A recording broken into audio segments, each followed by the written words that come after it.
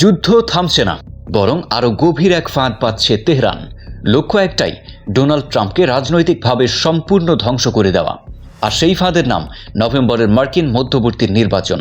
ঠিক যেভাবে 1979 সালের জিম্মি সংকট শেষ করে দিয়েছিল প্রেসিডেন্ট জিমি কার্টারের রাজনৈতিক ভবিষ্যৎ, একই কৌশলে এবার ট্রাম্পকে কোণঠাসা করতে মরিয়া ইরান। গার্ডিয়ানের এক বিশেষ প্রতিবেদনে উঠে এসেছে চাঞ্চল্যকর তথ্য। তেহরান দীর্ঘমেয়াদী এক আলোচনার কৌশল সাজিয়েছে, যার একমাত্র উদ্দেশ্য মধ্যবর্তী নির্বাচন পর্যন্ত ট্রাম্পকে যুদ্ধের জালে আটকে রাখা। সর্বোচ্চ নেতা আয়াতুল্লাহ আলী খামেনির শেষকৃত্যে অংশ নেওয়া মানুষের কণ্ঠেও স্পষ্ট ছিল প্রতিশোধের হুঙ্কার। ইরানের উপপররাষ্ট্রমন্ত্রী কাজেম গরিবাবাদী জানিয়েছেন, পরমাণু আলোচনার দ্বিতীয় ধাপে পৌঁছাতে আরও 2 থেকে 4 মাস সময় লাগবে।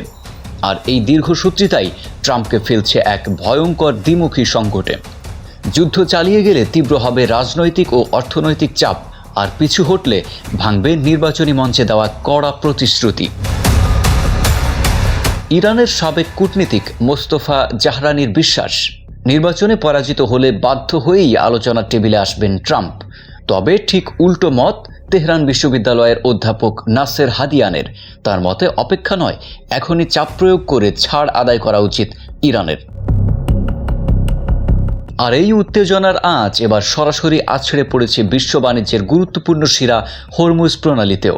ইরানের সর্বোচ্চ জাতীয় নিরাপত্তা পরিষদের সচিব মোহাম্মদ বাকের জোলকাদর হুঁশিয়ারি দিয়ে বলেছেন, যুক্তরাষ্ট্র নিজেদের নীতি ও আচরণে মৌলিক পরিবর্তন না আনা পর্যন্ত এই কৌশলগত জলপথ থাকবে সম্পূর্ণ অবরুদ্ধ।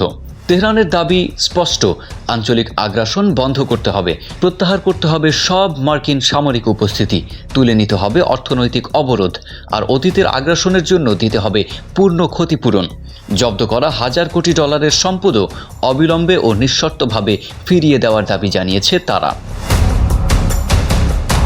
তবে কঠোরতার আড়ালে চলছে পৃথক এক কূটনৈতিক ও কারিগরি আলোচনাও, যেখানে বাণিজ্যিক জাহাজ চলাচল স্বাভাবিক রাখার বিষয়ে যোগাযোগ অব্যাহত। কিন্তু তেহরানের অবস্থান অনড়। পূর্ণ নিরাপত্তার নিশ্চয়তা ছাড়া হরমুজ প্রণালী কখনোই খুলবে না। রক্ষণশীল ও মধ্যপন্থী উভয় শিবিরই একমত, এই সংঘাতের চূড়ান্ত পরিণতি নির্ধারণ করবে গোটা মধ্যপ্রাচ্যের নতুন নিরাপত্তা কাঠামোর ভবিষ্যৎ।